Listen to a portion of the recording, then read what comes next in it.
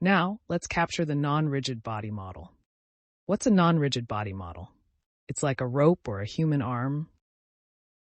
These are non-rigid body models. Now I have my colleague to assist me. He's got some marker points on his body, and he's holding a rope in his hand.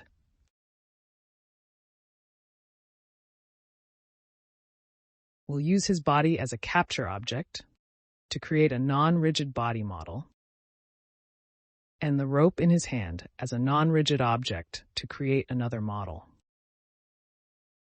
Once we've placed the marker points on the objects, we need to prepare them in the capture field. In the software, we'll enter the name of the file. For example, test. We can click on the record button at the bottom of the screen. You can now hold the rope and move a little. We'll capture some data for about 10 seconds. Then we can click on Stop Recording. After we stop recording, we click on the Pause Playback button. We go to Edit Mode. In the right side of the File drop-down menu, open the data we just collected. In the 3D view, we can hold down the left mouse button. To adjust the view angle, scroll the world to the left. Scroll the world to zoom in and out. Press and hold the wheel to pan the view. You can see that my colleague has 8 marker points on his body, on his shoulders, elbows, wrists, behind his neck, and on his chest. That's a total of 8 markers.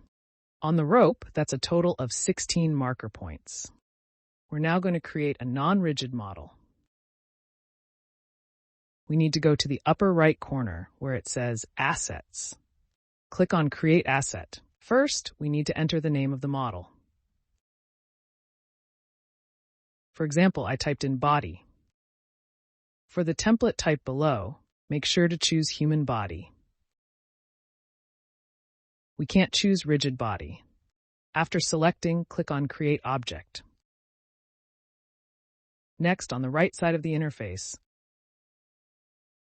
under Component, select the marking label. Then, in the list, double-click on the name and enter the name of each marker point in turn.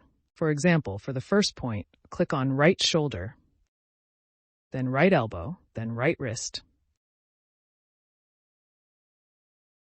then left shoulder, left elbow, left wrist, then neck and chest.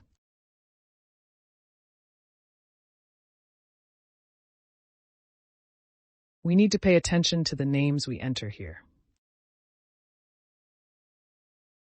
We recommend using a combination of letters and numbers.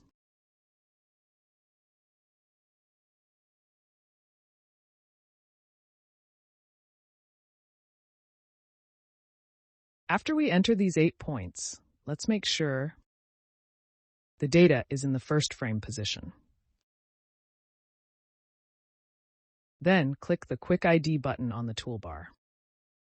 The software will display a pop-up window. Now the selected marker will be the first marker point in the list, right shoulder.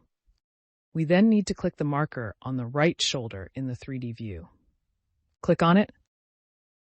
The right shoulder is recognized. It will jump to the second point, right elbow.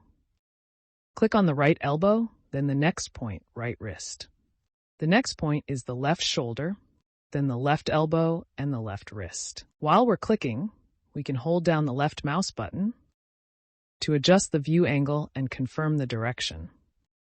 Confirm that this point is the neck. This point is the chest.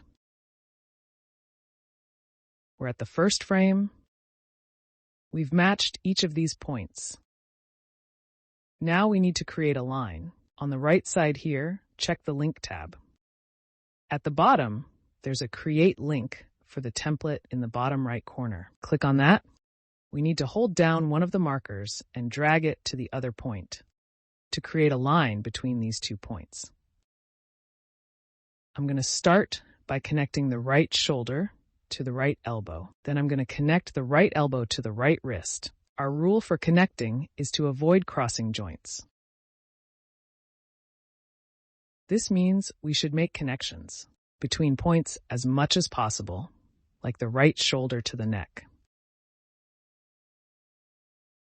Let's connect the right shoulder to the neck. Then connect the neck to the chest. The chest and the right shoulder can also be connected. Next, connect the neck to the left shoulder, then the left shoulder to the chest, left shoulder to the left elbow to the left wrist, but leave the left wrist unconnected to the left shoulder, or the left wrist to the right wrist. We don't connect them. Once we've connected all the lines, we can stop creating lines. We can look at the first frame now. These points are all connected. Then we can click on the second button on the toolbar, Rectify. The function of Rectify is to refine our data. Using the current frame as a standard, it will recognize all the following frames based on the definition of this frame. So we click on Rectify and wait a few seconds. Then we click the play button to check.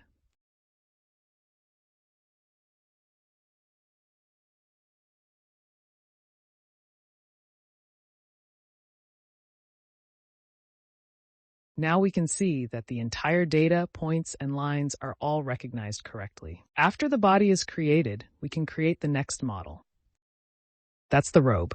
We create an asset by clicking on it again. We enter a name, for example, robe. The template type. Here again we need to select body, because our subject is a robe. It's also not a single rigid body, so we can't choose a rigid body. We need to select human body. Click Create Object. Let's go back to the Markers tab. We'll name each point on each robe. For example, I'll keep it simple. From A to P, there are 16 points.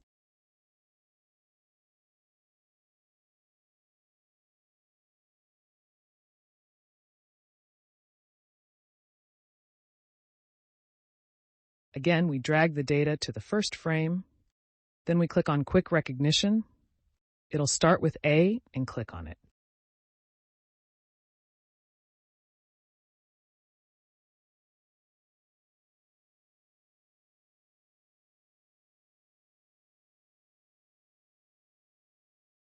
After the markers are matched, we click on the line. Again, we drag the data to the first frame. Then we click on Quick Recognition. We need to create lines for the template. Drag and hold a point to the next point.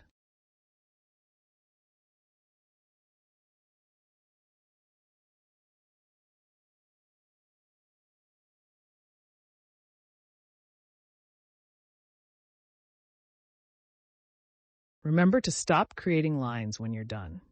Then we'll click on the Rectify button in the toolbar. Now we click on Play again. We can see that the robe and the body are both stable and have been successfully captured. If we want to export the data, we click on the interface. In the upper left corner, select File. First, we save the motion capture data. Then we click Export TRC File. Since the objects we are capturing do not contain any rigid bodies, exporting the XRS file is not applicable. Because we don't have any rigid bodies, exporting the XRS file would result in an empty file. This is why we only need to export the TRC file. In the data folder, we'll find this set of data. You'll see there are two TRC files, one for the body and one for the robe.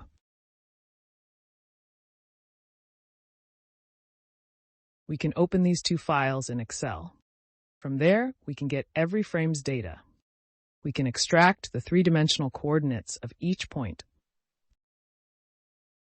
such as the right shoulder, right elbow, and right wrist. We can get the data for every frame.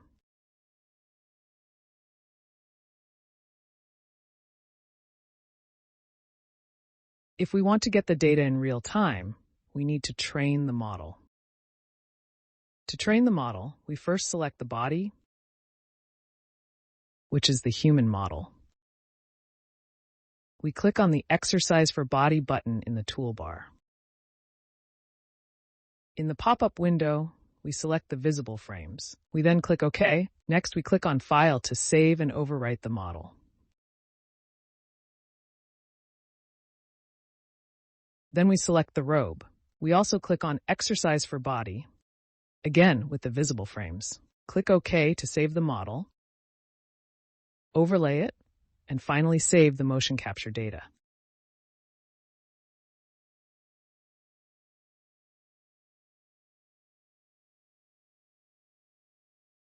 Now we can go back to real-time mode.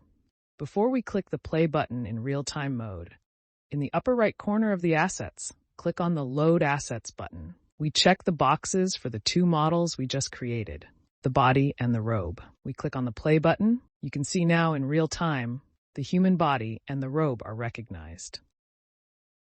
You can now move around. You can see the human body and the robe. The model can capture and recognize them stably. If we want to get the data in real time, we can click on View. Open the data casting pane. We check the SDK. We'll move on to the next step. We can also use our various SDKs to get real-time access to the 3D coordinates of each point, so on. That's the introduction to non-rigid body capture.